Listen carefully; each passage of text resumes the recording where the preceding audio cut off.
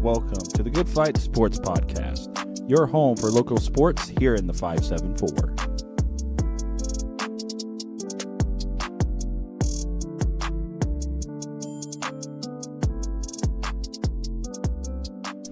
Hello and welcome to episode 3 of the Good Fight Sports Podcast. My name is Kenny Kramer, and I'm happen to be joined today by two of the varsity girls players, Mikalah Kuskye.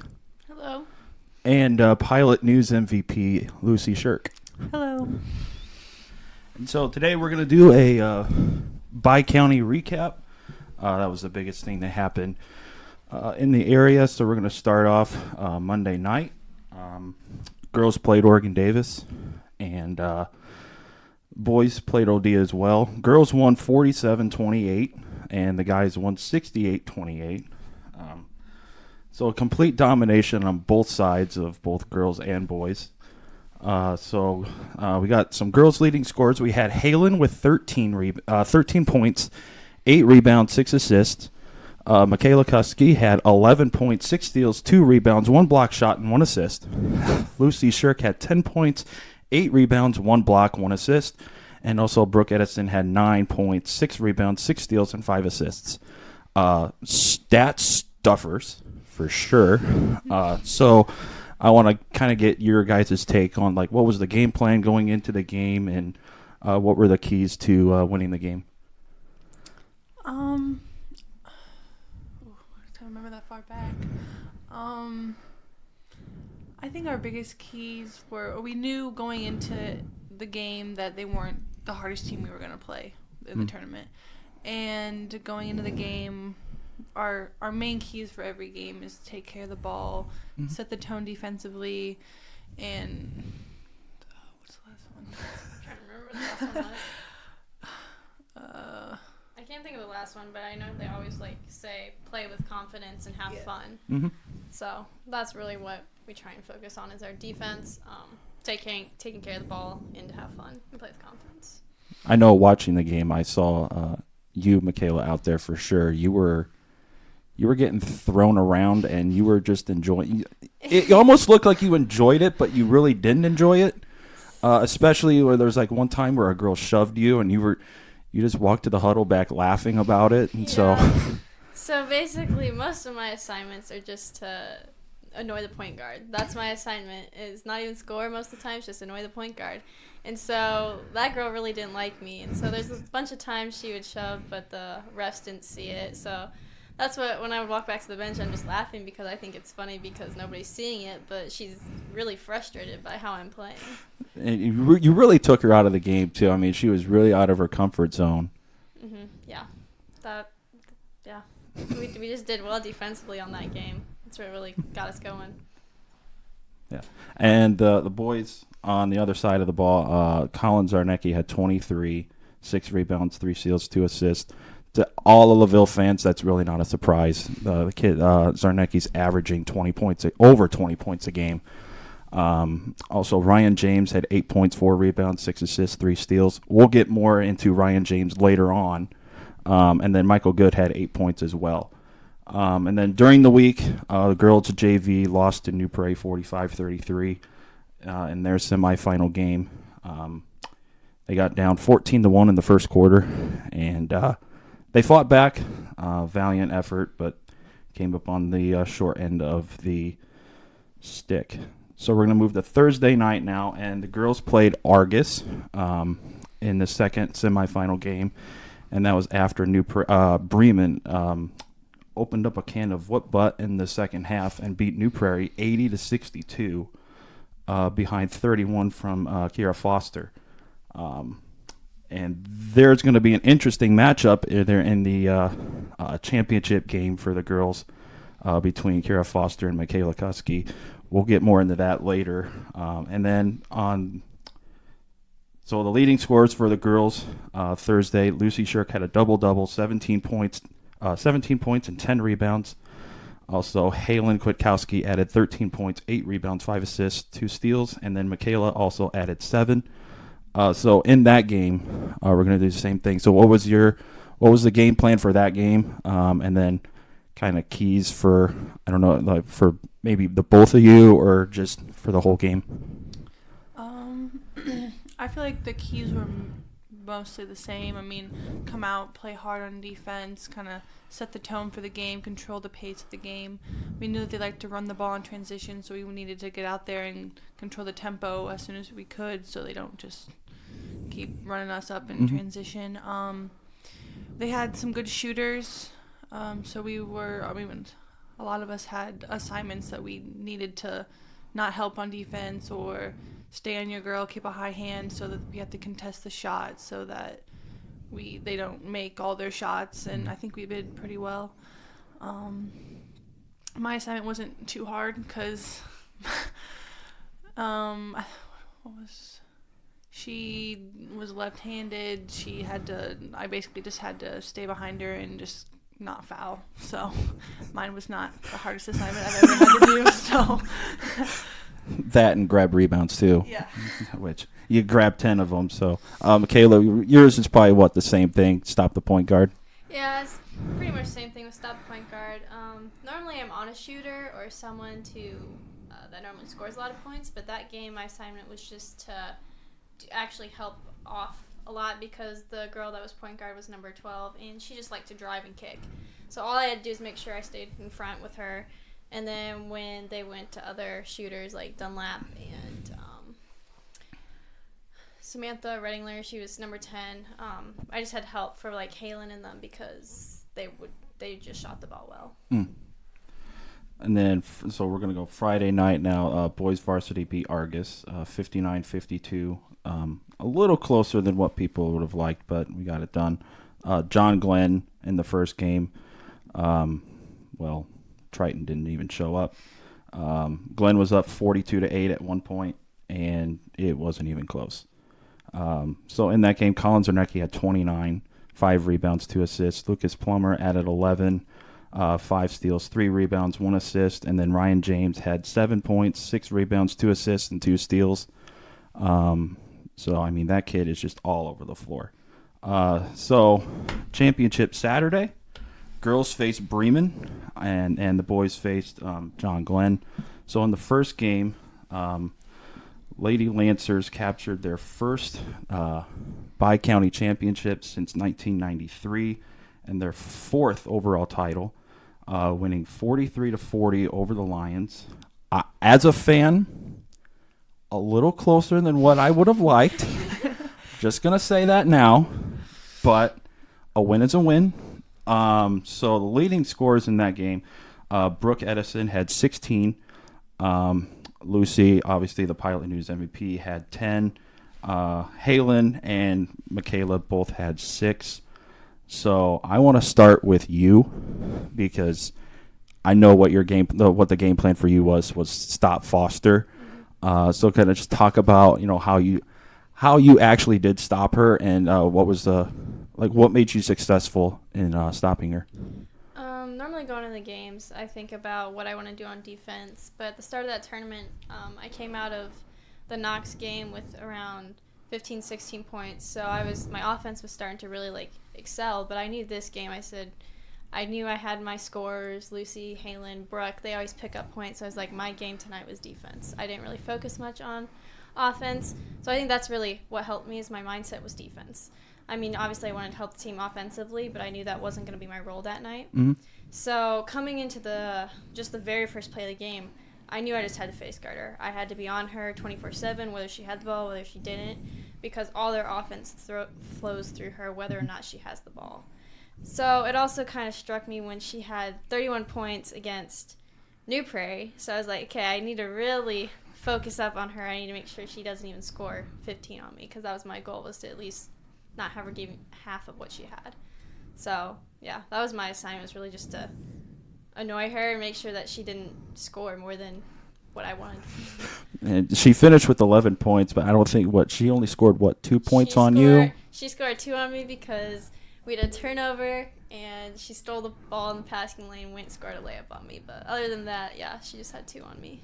So going a 20-point difference in scoring, that is crazy. Obviously, it was great. It was great to watch, having a kind of front row seat, even though not really being a fan and being a fan at the same time. It was fun to watch. So going down the stretch, if you guys remember what Coach Amor said, especially in those times where you guys were turning the ball over late in the game, what was he saying to you guys? What was the message he was kind of driving home for you guys? Take care of the ball. Yeah. I mean, we had some dumb turnovers at the very end of the game that we could have capitalized on, but I feel like mainly he knew that we wanted the game more than Bremen did. Like, he knew that we wanted to win, and we just went out there and he basically just told us to play good, like play good defense and take care of that ball because it's going to be a determining factor at the end of the game. Yeah, he just told us to take care of the ball because he ensured in us our confidence because as a team coming into that, we had better, like, percentage-wise to take care of the ball because Bremen averaged more turnovers than what we did. And so I think a lot of the beginning of the game with our turnovers, it was just because we weren't settled. I think both teams were just super nervous to play that game. But, yeah, at the end of the game, I think it was just we were excited. We were ready to win, but we just had to finish the game first to get that win. So I think there's just a couple turnovers, like Lucy said, that we could have probably capitalized on, but we found a way. Yeah, the start of the game, it was crazy. It was 4-0 in the first quarter. Mm-hmm. There was more turnovers and fouls than points combined in that first quarter. That was I was both watching the game and listening behind me to Tony Ross calling the game on Max 98.3. It was like they were going like, there's like 13 fouls and 17 turnovers. This is ridiculous. I mean, it's like it's a sloppy game, but it almost favored you guys. You guys kind of like those, not really you guys turning the ball over, but getting the other team to turn the ball over, a little bit more physical. You guys seem to like it almost like a dogfight. You guys want to be out there just like going crazy. I mean, you were just Mikalah, you were off the wall. You were just bouncing off of each wall. You were like going nuts on defense. It was, I don't know how you're standing here right now. I would be tired right now. I'm tired just looking at you, and we're like 36 hours past that game. Yeah. It was just crazy. All the fouls. I think that's what we capitalized on is because how aggressive they were, we took care of the ball as much as there was turnovers. When they would get close to us, we would drive on them, so we created those fouls. I know a couple of those were definitely ticky-tacky because we definitely ran over each other. Like, there's one I dove for the ball, and the girl, I just got under there, and she got on top of me, so that became a foul. But there was just, I think we just capitalized and played the game how it was going. And Bremen didn't know how to respond to that because they just like to push and go. They don't like to be stuck on offense running with good defense on them. They like to just get layups and go. Right. Yeah, I feel like we play off of like that aggressiveness. Like we kind of try to match it. And so for us, I feel like that was a great way to kind of, not necessarily a great way, but a good way to kind of start the game off, to have that aggressive defense and for them to keep turning the ball over and then to go back on offense and then foul us and just keep going up with try to get to the bonus. But I feel like we definitely play off of how teams play. So if they would have came out slow, it would have been like we would have came out slow. Mm-hmm. So I feel like since they came out aggressive, it was a good pace for us to start off the game with. And you guys hit your free throws down the stretch too, which watching some of the games, there's been a couple of struggles, a couple of nights with free throws. You guys work on free throws a lot. I know it's a dumb question, but you guys work on free throws a lot in practice. Every practice. Every practice. One practice we had to make 30 before we could leave. Yep. We do it at least once, if not multiple times throughout practice. Yeah. And like to end down and backs running, so we'll have people shoot so we don't have to run. So we're always working on them. It's definitely helped because, I mean, a lot of the games, it's like free throws are what wins or loses the game. So we got post-game celebration, locker room. What did Coach Amor say to you guys? You two are laughing. I also kind of know because I was told what happened, but kind of walk me through. It's like, what did Coach Amor say when he came into the locker room, and then let's hear what actually did happen. We were expecting him to come in all hype and like, let's go. And he came in a little, like, teary. And we're like, okay, like, this is different. No, he was just, I mean, he was so excited. He was just an overload of emotions. This is one of the goals that he set for us, and he knew we could achieve it. And so just for us to achieve it, he was ecstatic about it. But he went through and talked to all the players and say, like, what we did well and, like, everything like that, just to tell everyone and, like, reassure them how well they did. And then we had a little fun at the end there. Yeah. So to build off of what Lucy just said, basically, like, when he walked in, he was so emotional. We were expecting, because the Argus game when we won, because that was a good game, and when he came in all hyped and was yelling. Like, we were like, that's what he's going to walk in. He walks in, and he's, like, basically sobbing. We're like, what's going on here? And it meant so much to him as it did to us. And so I think through us, it, like, accomplished something for him because I know he told some, like, reporters and stuff, he's like, I've been wanting to win a Bi-County since I was in 4th grade. And he said, I never got that opportunity. He said, I got to a championship game with Glenn. He said, we lost. He said, it was heartbreaking, but he's like, I knew, like, in that I wanted to become, like, a coach. I wanted to help. And it's just crazy to see the full circle because his sister, Hannah, that used to coach for us that passed away, she coached almost all of the girls on our team when we were in 7th and 8th grade, helped really build the program back up. And so to see that full circle and for him to come and coach us and then win a Bi-County was just crazy. There were so many different emotions of, it's been 30 years, it's been emotional, it's been a rough ride, but it's like we finally did it. So it was just great. So what also happened in the locker room after you got done talking to everybody? Okay, so we're talking about, because there's sectional draw and stuff, and so we're talking about pizza and whatnot, what we're going to eat. And then he brings it in, because we don't have any practice on Monday. And so he brings it in, and London, she says, there's one more thing I have to say. And she says, Bremen took the L, and we all started spraying water, going crazy. He ran out of the locker room. Then we have JT, our assistant head coach, and he's running around trying to avoid the water. He's running through stalls and getting around. So it was just so much fun to be a part of because there's so many different emotions. Walking in, him crying, him getting emotional, and then telling us how much it meant to him and how well we did. And then for us to turn to a really happy moment of just having fun and spraying water on him. I saw there's a short little video floating around on Facebook about it, and it was hilarious. Just seeing like the excitement on you guys. It was awesome, and just dousing the guy with water. I mean, him trying to run out of the locker room. It was funny. So, Lucy, I just want to ask, like, what is winning the Pilot News MVP mean to you? I mean, it was great. It was just more emotion than I already had, but no, it was a great experience, the whole tournament, and I honestly never thought that from 3 years ago, when we were losing first round of Bi-County, like, I didn't honestly think that we would get to this point, and to be able to be the MVP and be nominated by that was just it was a really great moment for me. Yeah. So we're going to switch over to the boys. Boys went in playing John Glenn, the favorite, and then won 4 straight Bi-County championships. And they were looking for their 5th for the first time that would ever be a 5-peat. And the boys came out and surprised me for sure. And they captured their 6th overall title and their first since 2018 with a 54-52 win over Glenn. Colin Zarnecki was the MVP for the boys. He had 19 points and 10 rebounds. Ryan James had 12 points, 4 rebounds, 4 assists, 2 steals.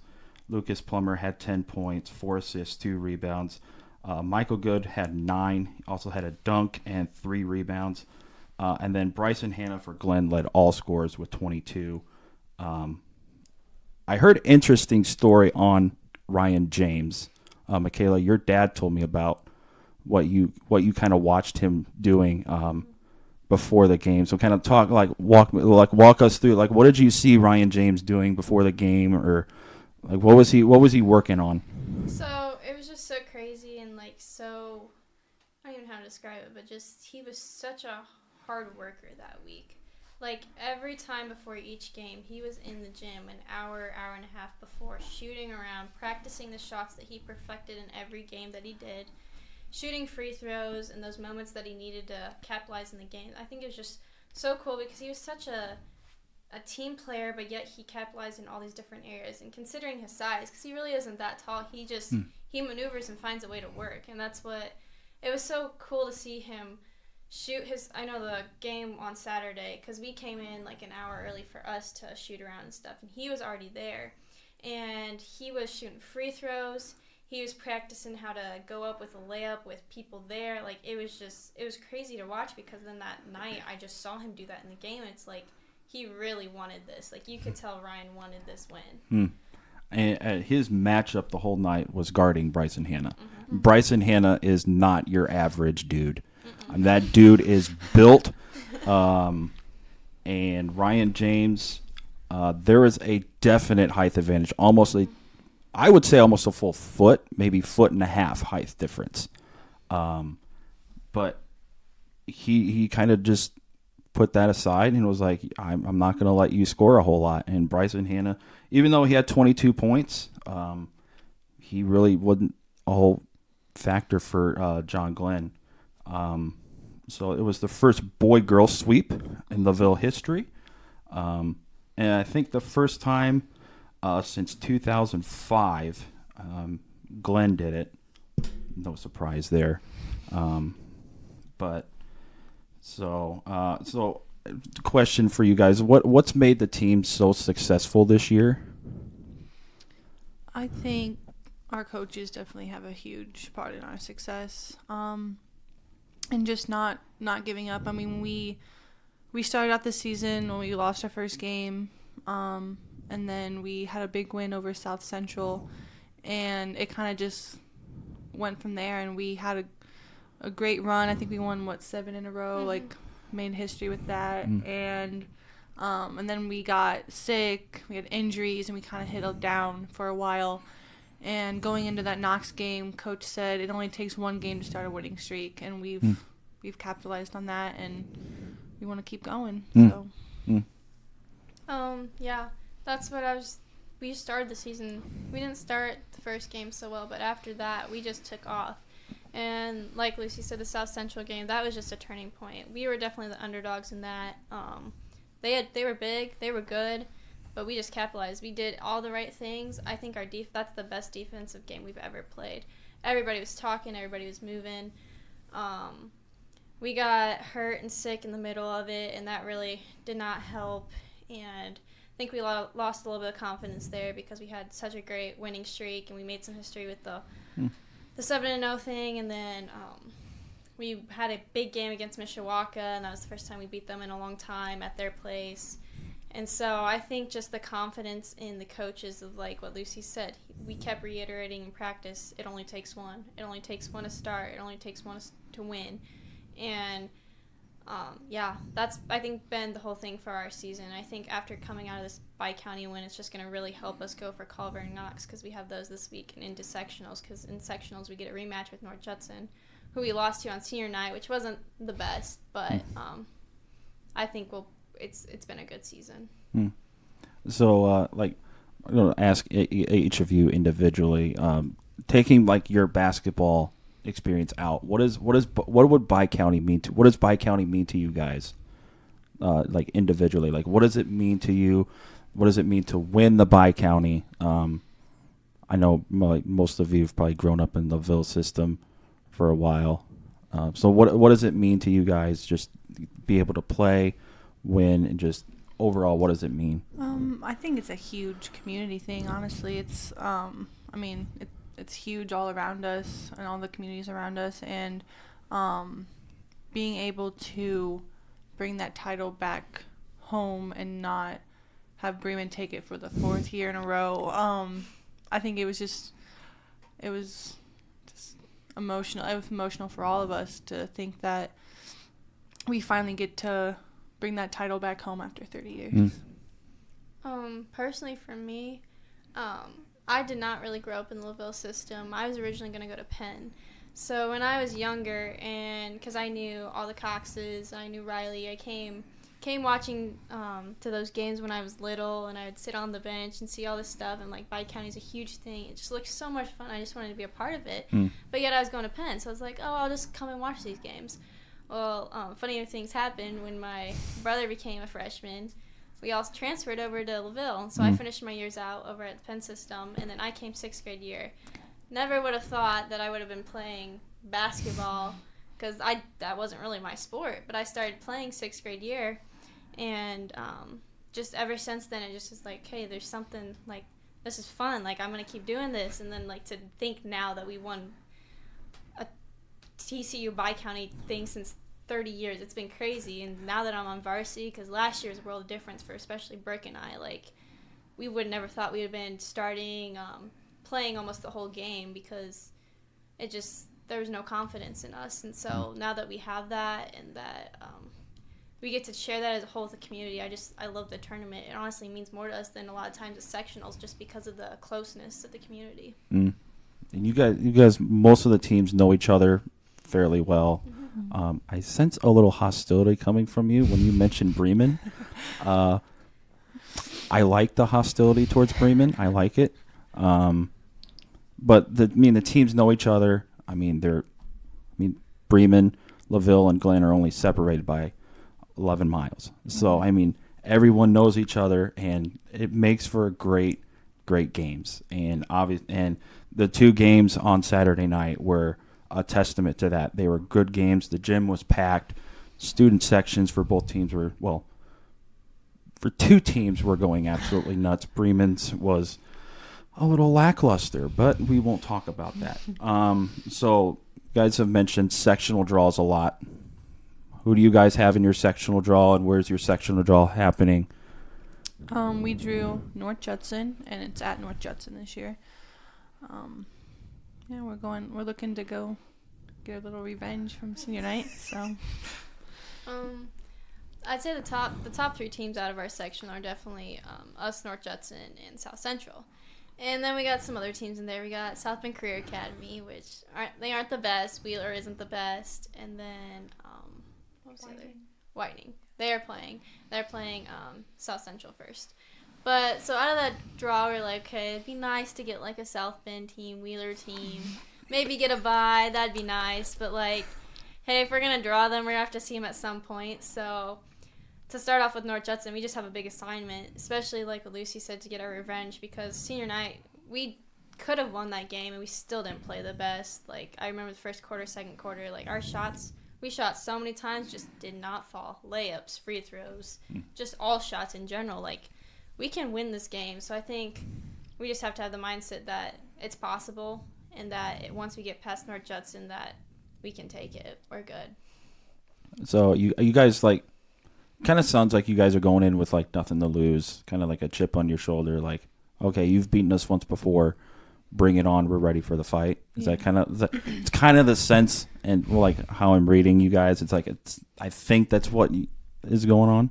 Yeah, I think also having this Bi-County championship so close to sectionals, it gives us confidence. It gives us like motivation, and kind of like we got 2 games left of the regular season. We can win those, and we can go and we can keep going, and we can win sectionals. And I think being able to have this past weekend be so exciting for us I think it's really going to help us going into sectionals. Yeah, I totally agree with everything she just said. I think it really brings our confidence out, and that we know how to play, and that this week we can win, and that sectionals we'll have a good week. Looking forward to seeing you guys play in sectional. Good luck to the both of you. You guys have played Career Academy before, right? Yes. You guys won by 41, didn't you? Yeah. Yeah. I was at that game, and Lucy, your mom was like, I don't know why you're here. You picked the wrong game to come to. I was like, well, I've got nothing else better to do. And, well, yeah, it was, we won't even, it was about the same type of game as John Glenn Triton. Let's just say that. Yeah. It was terrible. Not for LaVille, for Career Academy. Godspeed to their program. Anyway, any last thoughts from you guys? I don't think so. Love that pause right there. And you guys just look at each other like, wait, what? So that's going to wrap up episode 3 of the Good Fight Sports Podcast. Thanks for listening, and have a good day.